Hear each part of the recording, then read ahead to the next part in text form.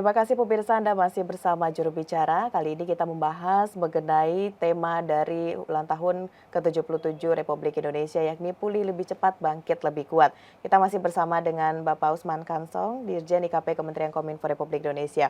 Baik, Pak Dirjen, selanjutnya kita berbicara mengenai perekonomian di Indonesia nih Pak. Kalau kita lihat risiko perekonomian dunia yang bergeser dari pandemi ini ke tekanan ekonomi global. Ada berbagai hal yang membuat terjadinya perjuangan kita juga bangsa Indonesia dan berbagai negara lainnya dalam hal ekonomi seperti geopolitik semakin eskalatif dengan terjadinya perang antara Rusia dan Ukraina. Jadi Pak Dirjen, untuk saat ini bagaimana ekonomi nasional menuju Indonesia di usia yang ke-77 ini Pak?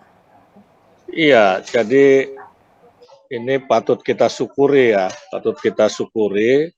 Artinya tema pulih lebih cepat, bangkit lebih kuat ini bukan cuma jargon ya, tetapi sudah kita buktikan.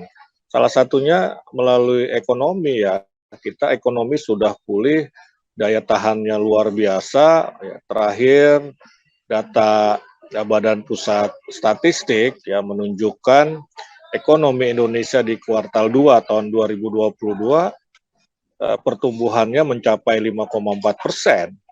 Ya, ini jauh dan kita lebih baik dibandingkan negara-negara lain, misalnya negara-negara Eropa, Prancis, Jerman, kemudian Amerika Serikat. Ya, kita pertumbuhan ekonominya kalau tidak salah di nomor 3 dunia yang paling tinggi ya, setelah India, Vietnam, dan Indonesia. Tapi size ekonomi Indonesia kan luar biasa besar begitu, dan kita ini sudah dua kuartal berturut-turut mencatat positif ya, sebelumnya 5%, 5,01 tepatnya begitu, dan sekarang 5,44. Ini kan sesuatu yang patut kita syukuri ya, artinya langkah-langkah yang diambil oleh Presiden, oleh pemerintah selama ini sudah tepat begitu ya, apalagi ini kondisinya di luar normal begitu, kondisi yang luar biasa karena adanya pandemi, ditambah lagi sekarang ini ada perang Rusia Ukraina yang menjadi persoalan geopolitik dunia begitu. Nah, momentum pemulihan ekonomi tahun 2022 ini cukup konstan. Ya, tadi saya sampaikan dua kuartal berturut-turut kita positif di atas 5 ya. Nah, ini artinya seperti saya sampaikan tadi, ini proses kebijakan pemulihan ekonomi sudah on the track ya, sesuai dengan jalurnya dan pada level yang sesuai seperti yang kita harapkan, dan bahkan di atas ekspektasi kita, di atas prediksi begitu. Oleh karena itu, momentum inilah yang harus terus kita jaga. Nah, pemerintah sudah menyiapkan sekarang ini RAPBN tahun 2023 yang lebih fleksibel, ya, lebih fleksibel untuk menghadapi kondisi dunia yang penuh ketidakpastian. Ya, terutama kita menjadi fleksibel dalam konteks mengelola gejolak yang terjadi dan mampu menjadi shock absorber gitu ya.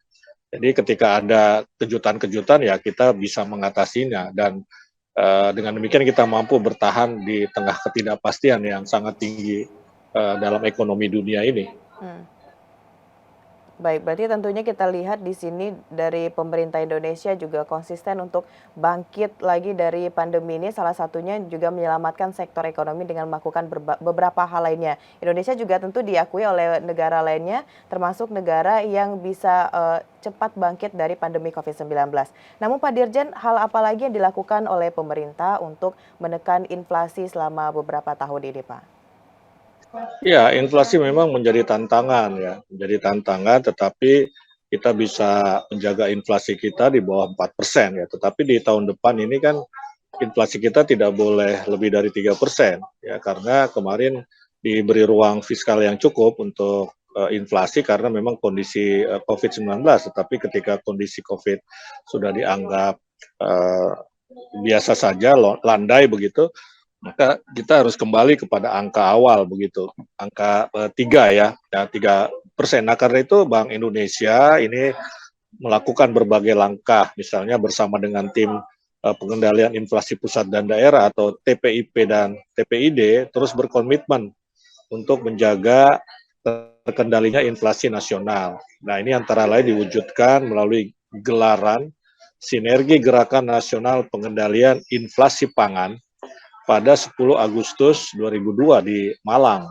Nah, gerakan nasional pengendalian inflasi pangan ini menjadi langkah komitmen bersama untuk mengoptimalkan langkah-langkah pengendalian inflasi dari sisi suplai dan mendorong produksi guna mendukung ketahanan pangan secara integratif, masif dan berdampak nasional. Jadi begini, inflasi itu memang biasanya datang dari pangan, dari harga pangan. Misalnya harga cabai, itu kalau harga cabai tinggi itu ya inflasi akan tinggi juga begitu. Nah, sinergi dan langkah bersama tadi ya lewat kerjasama antara Bank Indonesia dan tim pengendalian inflasi pusat dan daerah ini ditujukan untuk mengendalikan inflasi pangan pada 2022 karena sumbangsih tadi seperti saya sampaikan pangan ini untuk inflasi sangat tinggi dibanding hal-hal lain begitu ya. Dan kalau harga naik, ini kan pengeluaran masyarakat juga akan naik, daya beli akan rendah begitu. Karena itu pengendalian harga yang berakibat pada inflasi ini harus terus kita jaga supaya daya beli masyarakat tetap terjaga juga. Selain kita tentu saja melakukan misalnya berikan berbagai bantuan sosial untuk menjaga daya beli masyarakat dan subsidi ya, subsidi pangan juga begitu. Ya, baik kalau begitu kita lihat berarti dari segi pangan ini merupakan salah satu hal yang sangat berpengaruh juga untuk menentukan bagaimana perekonomian di Indonesia. Setelah ini kita akan lanjutkan Pak Dirjen mengenai ketahanan pangan yang ada di Indonesia. Namun kita akan jeda pariwara dulu, pemirsa tetap di Juru Bicara.